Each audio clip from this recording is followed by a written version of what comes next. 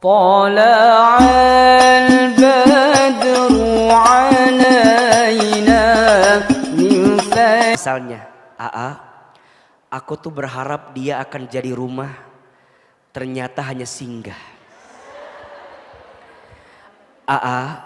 Aku tuh berharap dia jadi teman hidup, ternyata hanya numpang hidup.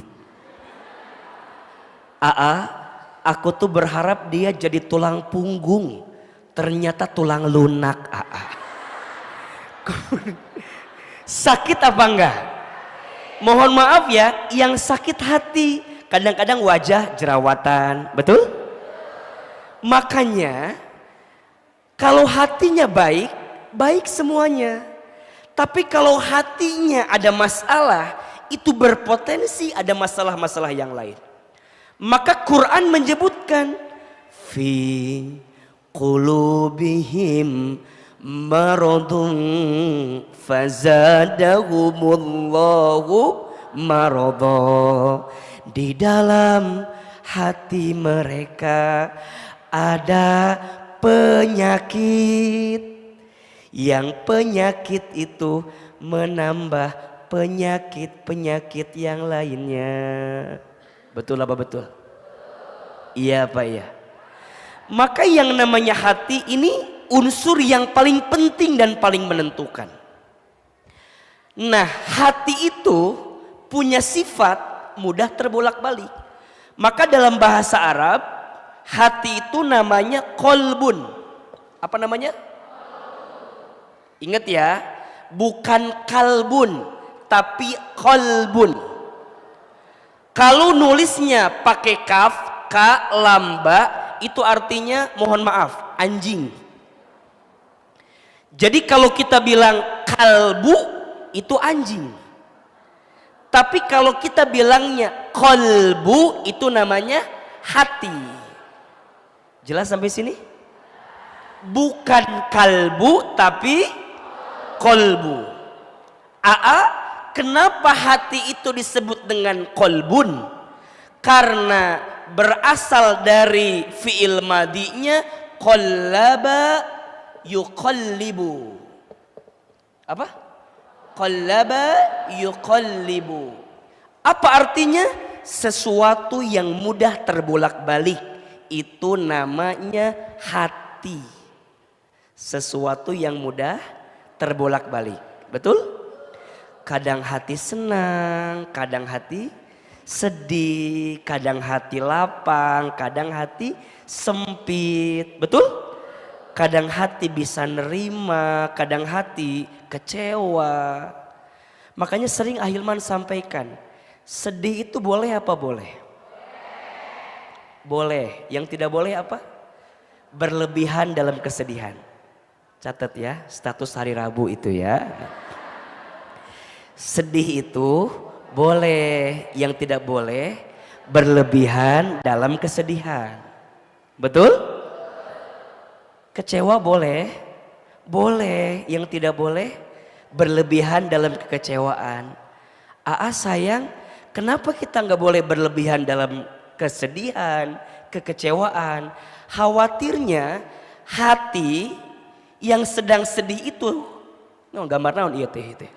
Hati lah pokoknya namanya, anggap aja hati kecil kan. Jadi hati yang sedang sedih itu, kalau sedihnya sedikit nih segini, sampai jam 12 nya gambarnya ya.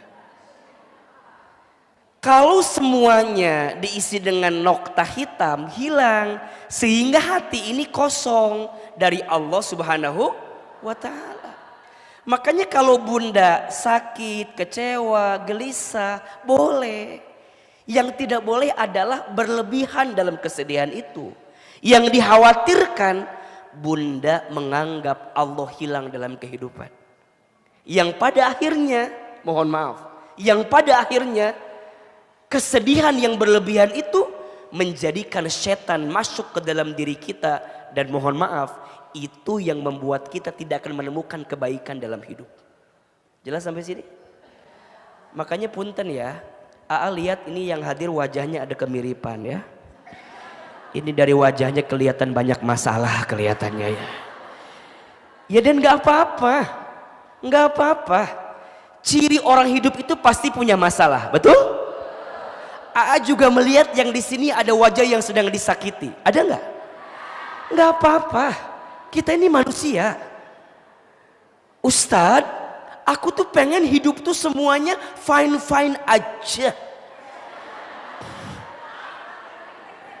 Ulangi ya. AA, aku tuh pengen hidup semua apa?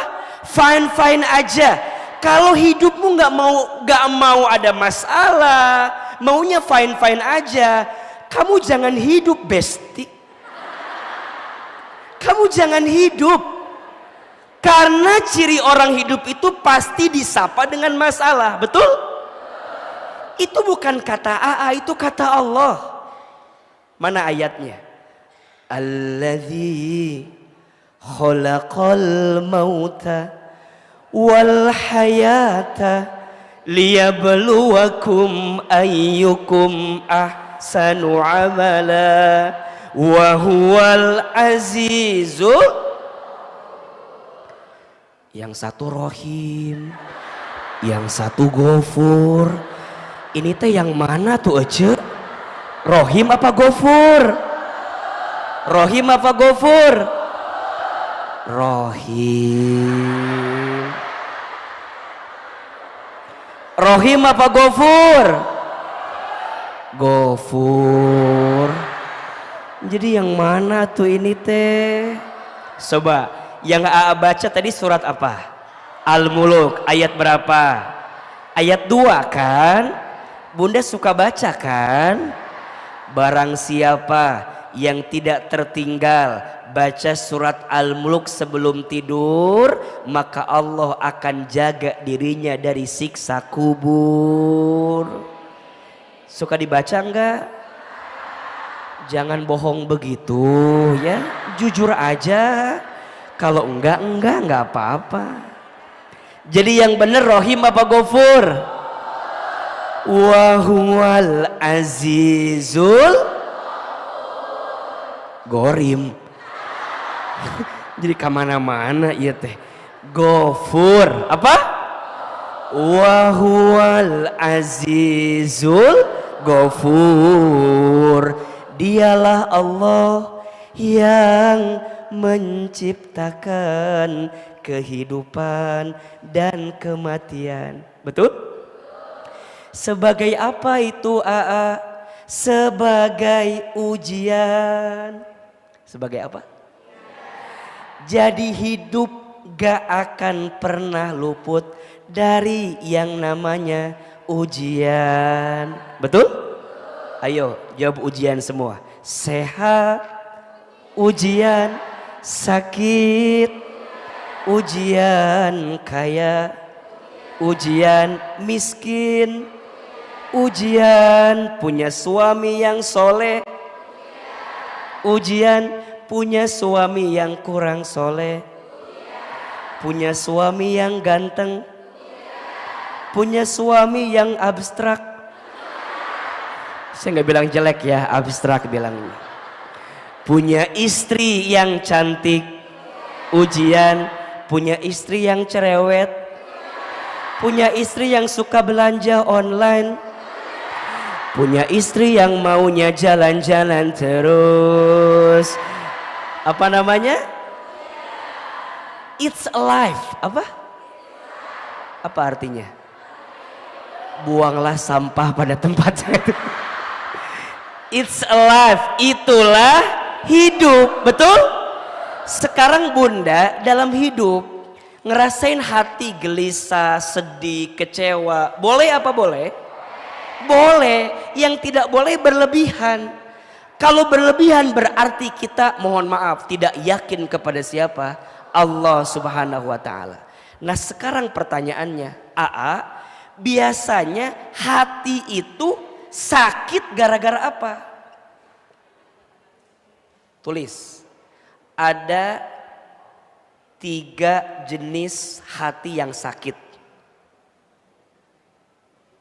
1, ada yang namanya hati yang tersakiti. Ku menangis Gitu kan? Ku menangis membayangkan betapa ini mah korban sinetron catatan hati seorang istri. Ini langsung nyanyi teh. Hati yang sakit disebut dengan apa? Hati yang tersakiti. Ada yang kedua disebut dengan hati yang disakiti. Hati yang apa? Disakiti. Oke. Apa lagunya kira-kira ya? Belum ada lagu yang bisa AA bayangkan untuk ini ya. Dan dawa. Apalagi? Poho deui kan? Tah kitu pokoknya malah. Yang ketiga, hati yang berpenyakit tuh. Ada 3 jenis hati yang sakit. 1 hati yang tersakiti, 2 hati yang disakiti, 3 hati yang berpenyakit. Menurut Bunda, Teteh, sayang, kira-kira ini artinya sama apa beda? Di mana bedanya? Nah, biar cepet jawabannya di situ. Hati yang tersakiti, yang disakiti, yang berpenyakit sama apa beda? Di mana bedanya? Di situ ya itu. Paling cepat daripada berantem ya itu aja. 1 sok tulis. Yang pertama ada yang disebut dengan hati yang tersakiti. Artinya hati yang merasa sakit karena nungguin ya. Iya. Juga lagi nungguin sama ini. Hati yang merasa sakit karena hati yang mengizinkan untuk sakit. Hati yang merasa sakit karena hati yang mengizinkan untuk sakit. Jadi hati itu sakit karena diizinkan oleh hati sendiri untuk merasakan sakit. Sehingga kita bilang hatiku sedang biasa aja. Ibu kelihatan lagi ada masalah yang sangat berat barusan dari suaranya. Yang kedua, hati yang disakiti. Artinya hati yang merasa sakit karena ada sesuatu atau seseorang yang menyakiti. Jelas? Jangan minta diulangi lagi, lupa juga tadi itu. Hati yang disakiti berarti hati yang merasa sakit karena ada sesuatu atau seseorang yang menyakiti. Jadi sakitnya memang karena ada sesuatu gitu, ada seseorang. Dihina, dicaci maki, direndahkan, dikecewakan, dibohongin, dijulit, dinyinyirin, dicemoohin, direndah. Itu jadi bikin sakit. Ada yang begitu enggak? Ada ya. Ada yang ketiga, hati yang berpenyakit. Nah, apa kira-kira? Hati yang sedang sakit karena tidak mau menyembuhkan. Jadi tidak mau menyembuhkan keadaan hati yang sedang sakit. Itu berpenyakit. Hati yang sakit karena tidak mau menyembuhkan hati yang sedang sakit. Berarti kalau berpenyakit bisa dua-duanya. Hati itu tersakiti dan hati itu disakiti. Ujungnya jadi hati yang berpenyakit. Jadi sakit hati. Ujungnya di sini banyak penyakit hatinya. Apa? Benci, iri, dengki, apalagi sombong, ria, semua, kecewa. Ini kan istilahnya kayak fase gitu loh. Fase ketika dia mengizinkan hatinya sakit, ketika ada orang yang bikin dia sakit, ujungnya ada kebencian, ada kedengkian, ada iri, ada sombong, gak ikhlas, gak ridho. Semua berkumpul di situ karena hati yang tersakiti, disakiti, berpenyakit. Sekarang saya mau tanya, yang di sini kalau bicara sakit hati masuk kategori yang mana? Tersakiti, disakiti, apa berpenyakit? Nah, tentu setiap orang beda-beda. Tapi kalau kata Ahilman, Bunda tidak akan pernah merasakan disakiti kalau Bunda tidak tersakiti.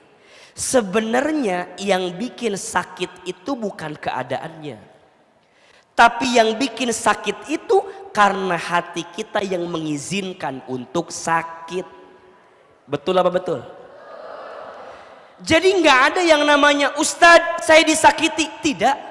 Menurut AA tidak ada yang menyakitimu. Kamu hanya tersakiti oleh harapanmu sendiri. Status hari Kamis besok itu tuh. Sok izin. Bunda bilang gini sama Ahilman. AA aku tuh disakiti sama suami. Shh. Suami tidak menyakitimu. Harapanmu yang berlebih kepada suami membuat kamu menyimpulkan kalau suami menyakitimu. Betul apa betul? Biasa aja, tenang. Ini belum intinya nih, baru pendahuluan nih. Tidak bisa diulangi lagi. Ibu mah kalau yang menguntungkan ibu diulang. Kalau yang menguntungkan orang lain tidak diulang. Jadi Ustadz Hilman, kadang yang bikin sakit itu bukan keadaannya, tapi kitanya. Nah sekarang pertanyaannya, bagaimana caranya agar hati kita tidak mudah tersakiti? Ya jawabannya adalah jangan sakiti hatimu. Karena yang mengizinkan sakit itu bukan keadaan, tapi kamu. Nah sekarang apa sih yang harus kita hadirkan agar kita tidak mudah sakit hati?